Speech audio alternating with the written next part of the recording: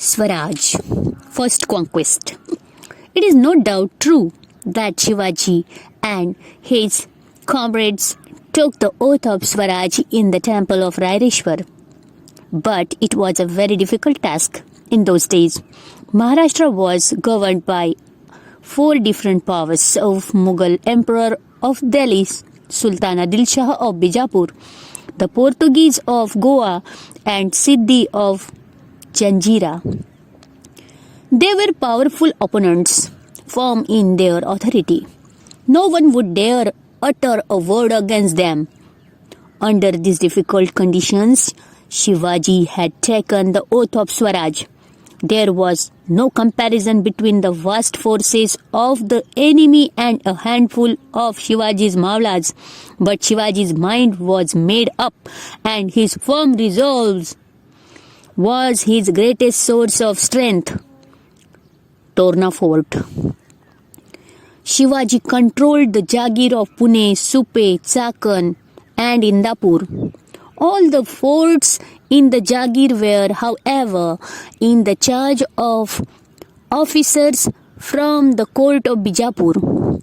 He who controlled the forts also controlled the surrounding territory, and therefore all talk of Swaraj without the control of the forts was meaningless. A hill fort gave strategic support to the ruler, and Shivaji decided to capture one at a suitable time. For this purpose, he had selected the fort of Torna. It stands to the southwest of Pune in the Kannada Valley. It was a renowned fort, well suited for defense. There were two strong machis on the way to the fort. A machi is a fortification of a natural plateau formed on the slope of a hill. One of these machis was the Zunjar Machi and the other the Budhla Machi. Zunjar Machi, like its name, could offer powerful defense against the enemy. The only access to the fort was across the Zunjar Machi. It is a very difficult passage with high hills on one side and deep valleys on the other. A careless person may easily lose his balance and end his life in the deep valley. Torna was considered one of the strong forts of Maharashtra. In the fort, there is a temple of the goddess Toranjai. That is why the fort is called Torna. Strangely enough, this powerful fort was neglected by Adil Shah. There were neither enough troops for its defense nor enough ammunition. Shivaji knew this, and this was exactly what he wanted. He decided to capture the fort and thus lay the foundation of Hindavi Swaraj.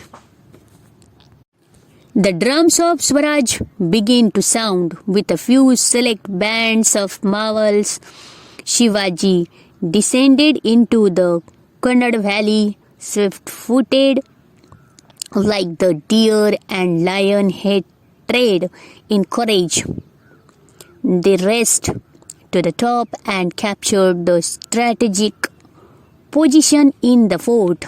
Tanaji Malusare hoisted the Maratha flag at the main entrance. Yesaji Kanak, a trustworthy and loyal companion of Shivaji, posted his guards at important points. The fort was captured almost without any resistance, and the sky was filled with shouts of Shivaji Maharaj Ki Jai. The first battle drums and pipes of Hindavi Swaraj had sounded, and their echo reverberated throughout the valley. Shivaji named this fort Prachandagad. Blessings of Goddess Bhavani. Fort Torna then came under Shivaji's administration. He made a very careful survey of it and appointed officers such as a Maratha Killedar, a Brahmin Sabnis, and a Prabhu Karkhanis. The garrison included Maulas, Kolis, Ramoshis, Mahars, and such brave men from many other castes and communities. In Swaraj, all castes and communities were to be treated alike and no distinction made on the basis of the caste. As repairs to the fort started, a surprise awaited the people. They discovered 4 metal pots filled to the brim with mohras. The workers were overjoyed. They said that this was a gift to Shivaji from the goddess Bhavani, who had blessed his efforts. All the money discovered was brought to Shivaji. No one thought of taking anything from it for himself. After all, it was the wealth of Swaraj. Shivaji felt greatly elated at this unexpected gift, which would enable him to pursue his ideal of Swaraj with added vigor. He felt that he was working under the benevolent eye of the goddess Bhavani. Shivaji utilized part of the treasure found in the fort to purchase arms and ammunitions. The rest he decided to use for another project which was already in his mind. About 15 kilometers to the east of Torna is the hill of Murumdeo. Shivaji had his eye on it for a long time. This hill was steep and difficult of access and therefore of great strategic importance. Adil Shah had actually started constructing a fort on this hill but had left it unfinished. This hill also was not well guarded and Shivaji decided to capture it. The first capital of Swaraj.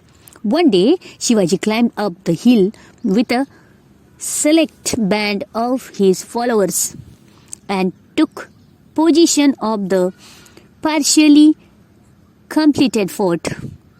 The money found on Torna was used to complete the fortifications of Murumdeo. Shivaji named this fort Rajgarh. Stonemasons, carpenters, blacksmiths, water carriers, other workers, all the people got busy. They built the Raj Mahal, Bara Mahal, and 18 workshops. Rajgarh became the first capital of Swaraj. Shivaji's rapid progress. Now from the onward, Shivaji moved swiftly and captured one fort after another in Mawal. The whole country known as Bara Mawal, the 12 Mawals, was overflowing with joy and excitement. The Patils and Deshmukhs from many villages came and swore allegiance to Shivaji, but Mawal had its own share of blacklegs who were ever ready to put a spoke in the fast-moving wheel of Swaraj. Jealous of Shivaji's success, they complained to the Adil Shahi collector at Shirwal. The collector dispatched messengers to Bijapur and informed Adil Shah of Shivaji's rapid progress. Shivaji, the shrewd politician. Adil Shah was most surprised to get the news. He asked Shahaji Raje for an explanation. Shahaji Raje got himself out of this difficult situation by telling the Sultan that Shivaji Raje had probably taken over the fort for better administration of the Jagir. Shivaji also sent this message to the Sultan. I have taken possession of the fort for better administration of the countryside. We did this only in the interest of the Sultan. There was no evil design at the back of this action. The two forts of Kondana and Purandar too had the strategic locations. Shivaji used his political skill and took control of both the forts. The next fort to come under his sway was Rohira. This was fast work indeed, and there was nothing to stop Shivaji now.